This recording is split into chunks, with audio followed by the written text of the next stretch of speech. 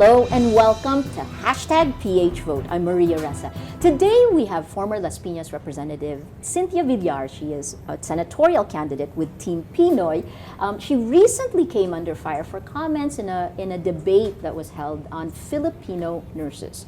In 2005, she opposed a move to close down nursing schools that didn't meet minimum requirements. Villar was then chairman of the House Committee on Higher Education. Good day, Cynthia. Thank you for coming to join us. Yeah.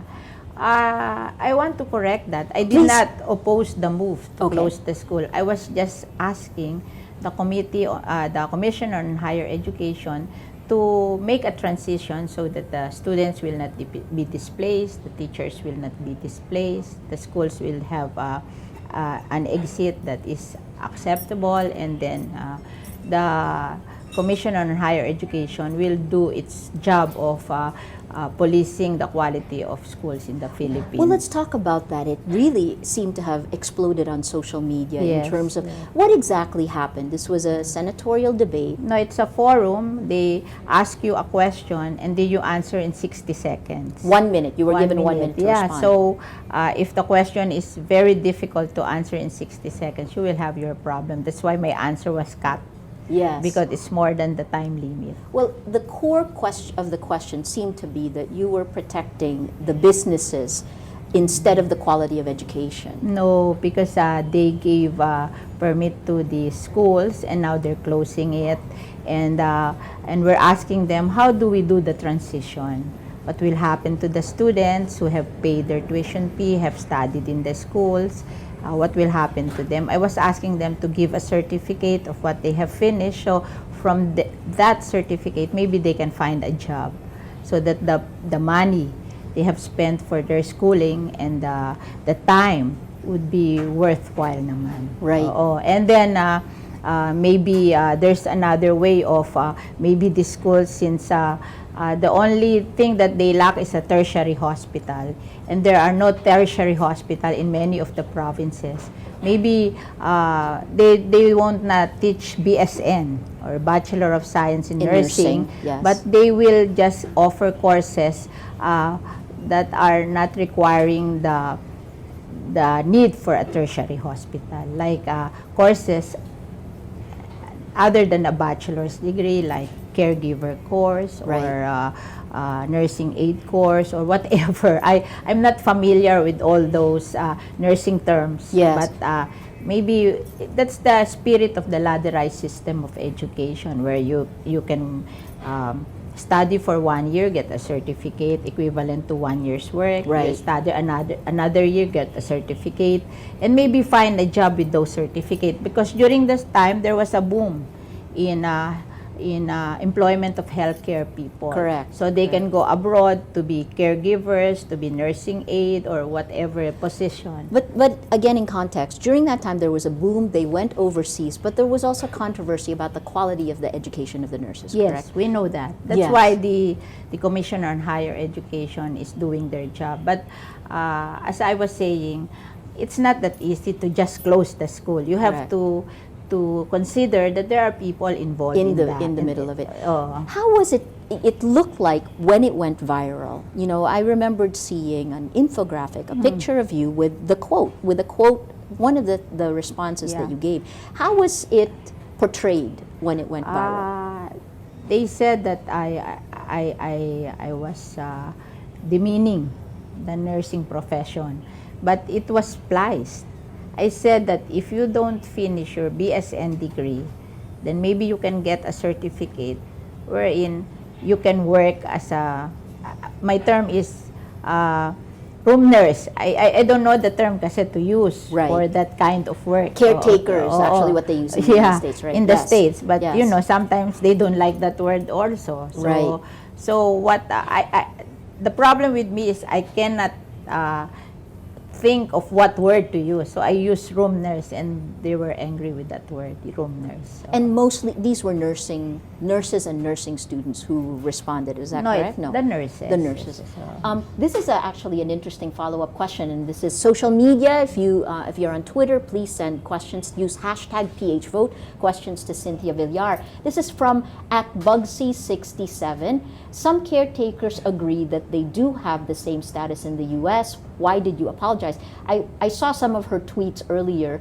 She had actually said that you were misconstrued in that. So why did you apologize?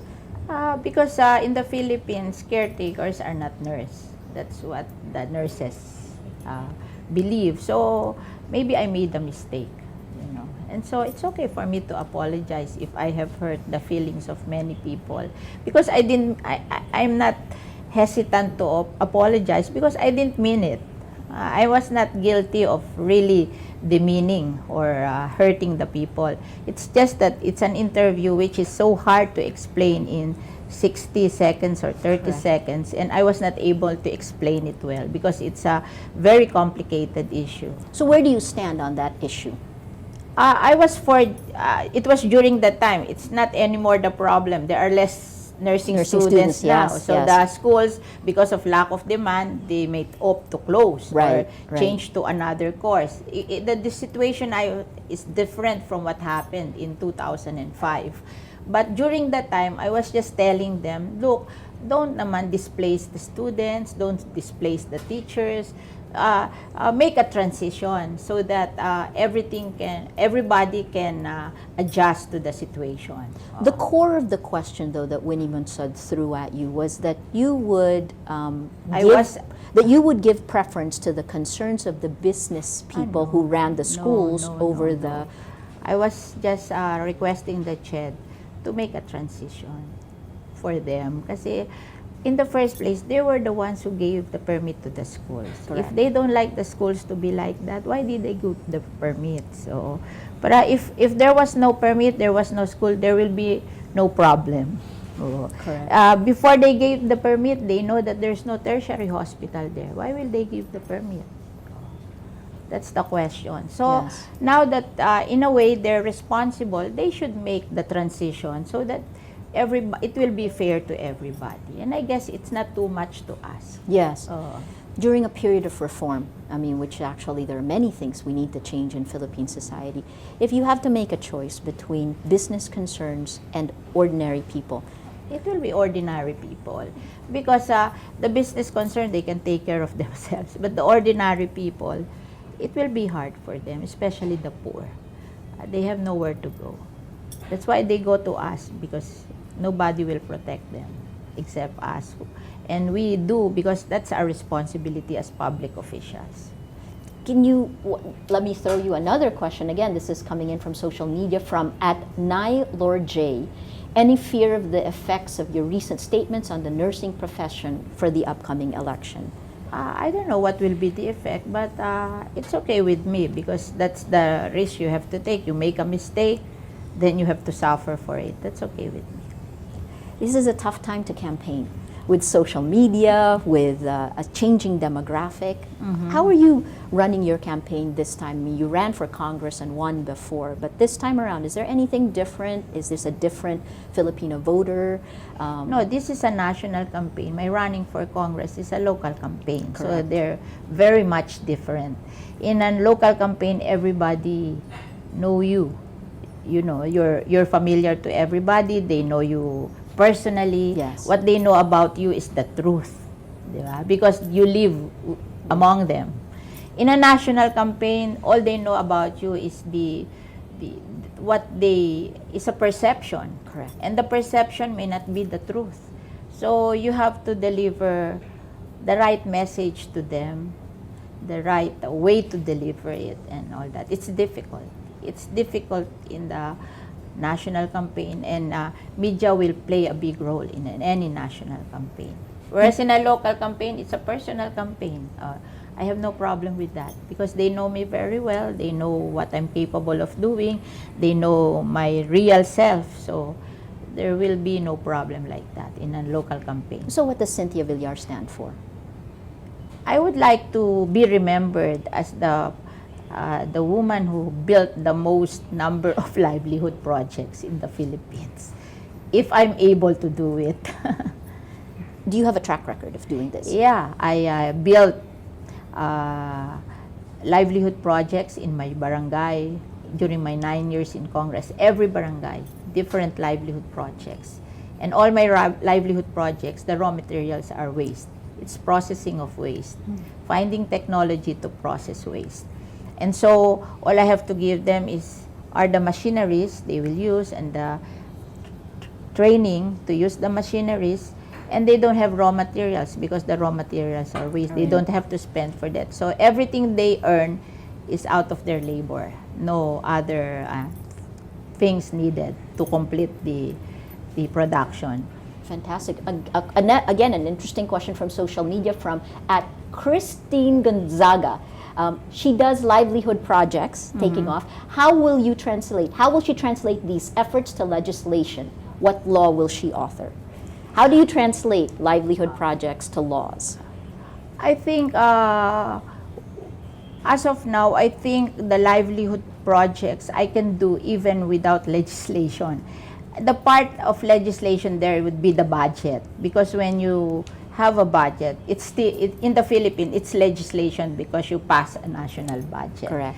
But it's just my effort and the technology that will come with it.